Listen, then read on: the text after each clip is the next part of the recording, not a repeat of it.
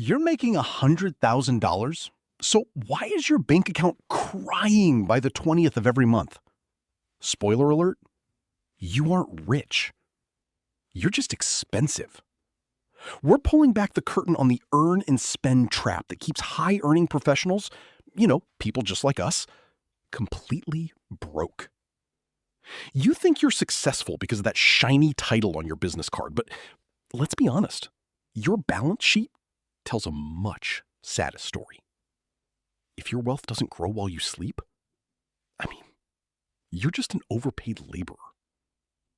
Let's be real for a second. You spend your 20s grinding for that six-figure salary, thinking it's the golden ticket, right? You cross the $100,000 threshold and celebrate like you've reached the summit.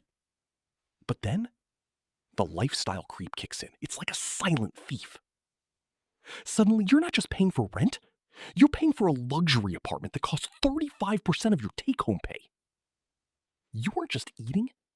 You're subscribing to meal kits and frequenting overpriced bistros to decompress from the stress of a job you actually hate. I see it every day. You have the status symbols, the designer bag, the leased luxury SUV, the curated Instagram aesthetic, but your net worth is effectively zero. You're trading your finite time for cash and then immediately trading that cash for depreciating assets that keep you shackled to the desk. It's a beautifully designed trap, isn't it? The industry calls you a high earner, but I call you a high-functioning hamster. You think you're thriving because the direct deposit hits, but you're living on a razor's edge. If you lost that job tomorrow, how long would you last? If the answer is less than 6 months, you aren't wealthy. You're just one corporate layoff away from a total financial collapse. You've been sold the lie that high income equals wealth, but wealth is what you keep, not what you spend to impress people you don't even like.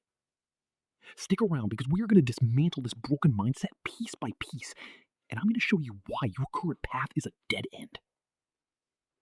Let's get real about the math because your ego is clearly ignoring the calculator. You see that $100,000 salary as a badge of honor, right? But look at what actually happens when the tax man and your poor decisions take their cut. You earn $100,000. But after federal, state, and payroll taxes, you're looking at a take-home pay of roughly $75,000. When your machine starts to struggle 3 years down the line, it isn't because the hardware has naturally withered away. It's because you're being squeezed by a proprietary silicon bottleneck. Think about it. These companies design their software to lean heavily on the neural engines of their latest chips. By the time the next generation hits the shelves, your current device is forced to run software it was never physically built to support.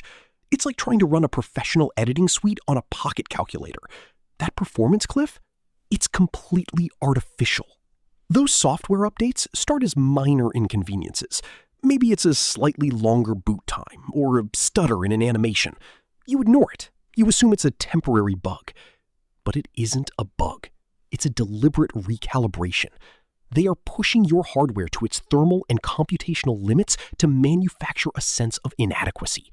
You are living through the staged obsolescence of your own property.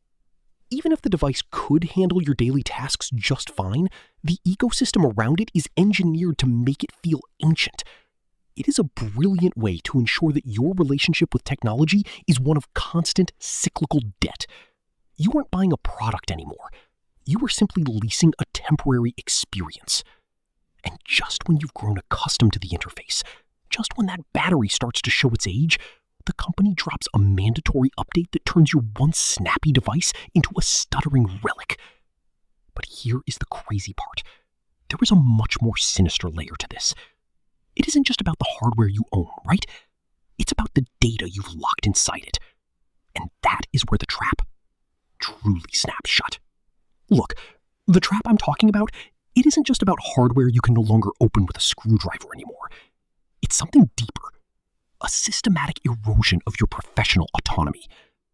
Think of your daily workflow as a high-performance engine. You've spent years refining it, finding those specific software shortcuts, the peripheral configurations, the precise rhythm that makes you productive. But modern tech giants, they've turned that engine into a proprietary rental.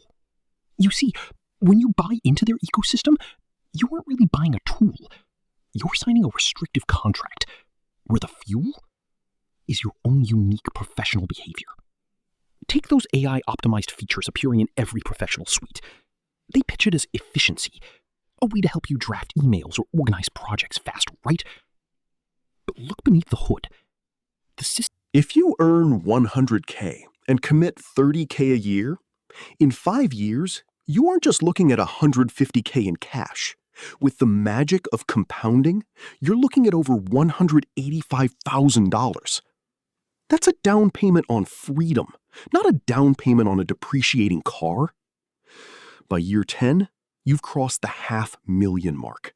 You've moved from being a glorified worker bee for your creditors to owning a piece of the machine. Now, look at the alternative. If you keep doing what you're doing, chasing that hollow high earner aesthetic, in 5 years, you'll have a closet full of expensive junk and a net worth that's still hovering near zero. You're choosing to grind until you're 65, hoping your pension or Social Security exists by then. Do you really want to bet your life on a government promise? If you adopt this shift today, you aren't just saving money, you're literally buying back your time. You're buying the version of you that doesn't have to answer to a boss you despise or stress about a market correction. But here is where it gets dangerous for your ego. The reason most of you will refuse to do this is because it's not flashy. There's no dopamine hit in watching a portfolio grow quietly. You want the instant gratification of the purchase, even if it keeps you trapped in the rat race. But that's not even the most delusional part of your current strategy. There's a specific psychological trap you're falling for that makes you think you're investing when you're actually just fueling a marketing machine designed to keep you broke. Subscribe for more wealth strategies, because in the next part, I'm going to expose exactly why your prudence is actually your biggest financial failure. At the end of the day, the choice is yours. And let's be real, most of you are making the wrong one. You can keep playing this exhausting game of looking rich, wearing the designer labels and driving the least status symbols that scream, "I have money," while your bank account whispers, "I'm one paycheck away from disaster."